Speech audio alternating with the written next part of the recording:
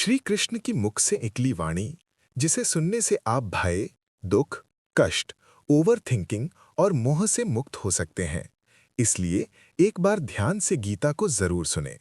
गीता मनुष्य को सही रास्ता दिखाती है। आइए हम सब मन लगाकर इसे सुने। श्रीमद् भगवद गीता की रचना, अध्याय, उपदेश और श्री कृष्ण की वाणी। श्रीमद् भगवद गीता या गीता 700 श्लोकों का एक पवित्र धर्म ग्रंथ है। 700 श्लोक होने के कारण इसे सप्तशती भी कहा जाता है। ये प्राचीन संस्कृत महाकाव्य महाभारत का एक अहम हिस्सा है। गीता का मुख्य विषय भगवान कृष्ण और पांडव राजकुमार अर्जुन के बीच का संवाद है।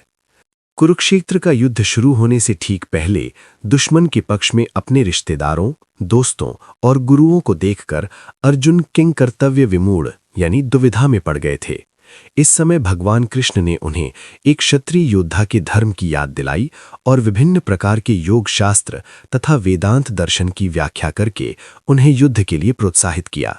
इसीलिए गीता को मानव धर्मशास्त्र का एक संक्षिप्त पाठ और हिंदुओं की जीवन शैली का एक व्यावहारिक मार्गदर्शक माना जाता है।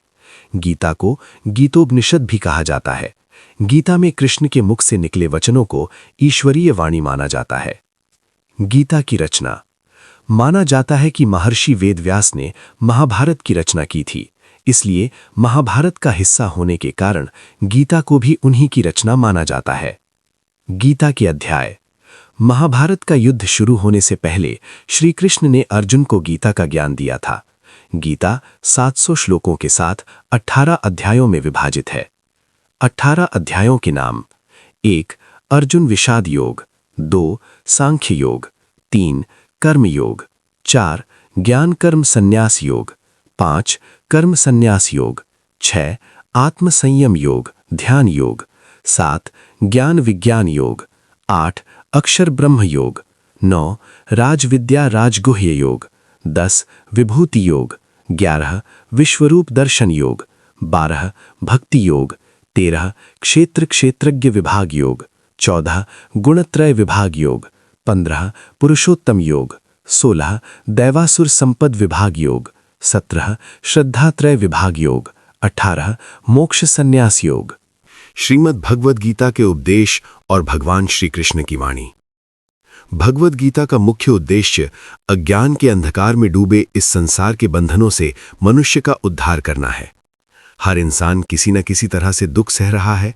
जैसे कुरुक्षेत्र के युद्ध के समय अर्जुन भी एक बड़ी दुविधा का सामना कर रहे थे।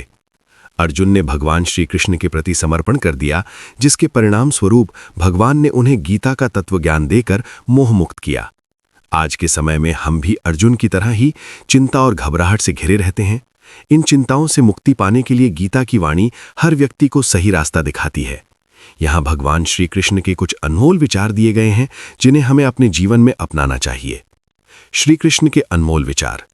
जीवन न तो भविष्य में है और न ही अतीत में, जीवन तो केवल इसी पल में है, यानी इस वर्तमान पल को महसूस करना ही जीवन है। जो व्यक्ति सभी इच्छाओं को त्याग देता है और मैं और मेरा की लालसा से मुक्त हो जाता है, वही सच्ची शांति प्राप्त करता है। बहुत से लोग सोचते हैं कि संसार में कर्मों को त्यागना ही संन्यास है।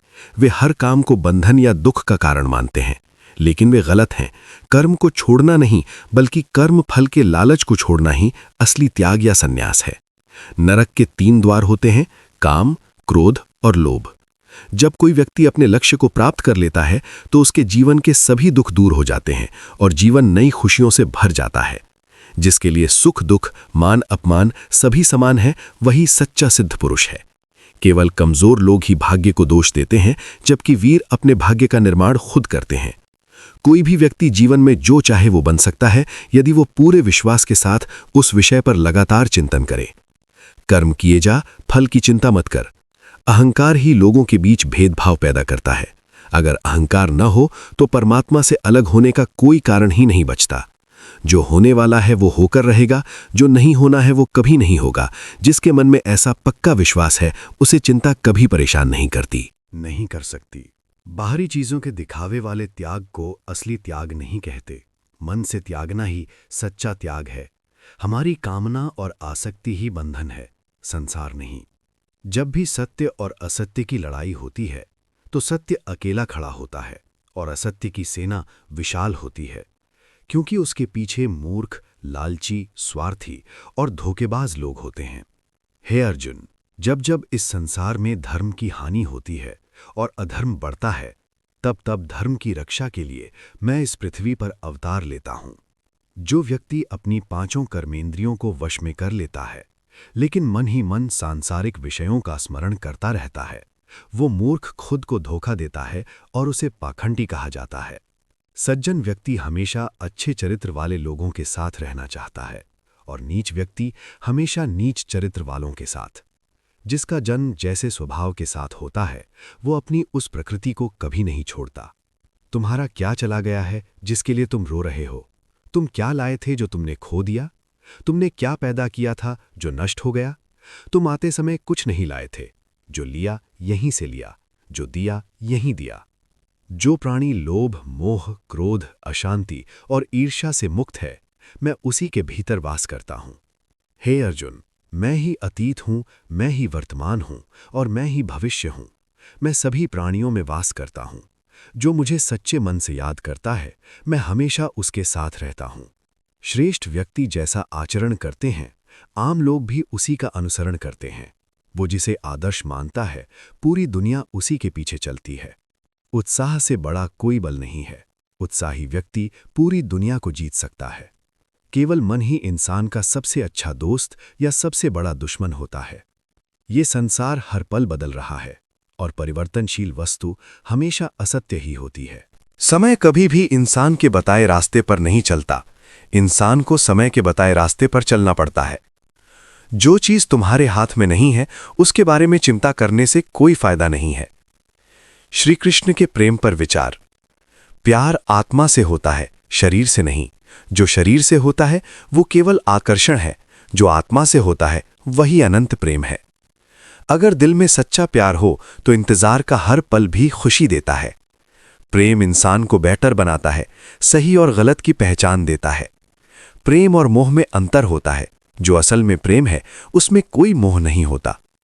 हमेशा याद रखें, इस दुनिया में प्रेम से ज्यादा मधुर कुछ भी नहीं है। सच्चा प्रेम वो है जो उपेक्षा सहने के बाद भी क्रोध और बदले की भावना से मुक्त रहता है। मृत्यु और आत्मा पर गीता के उपदेश।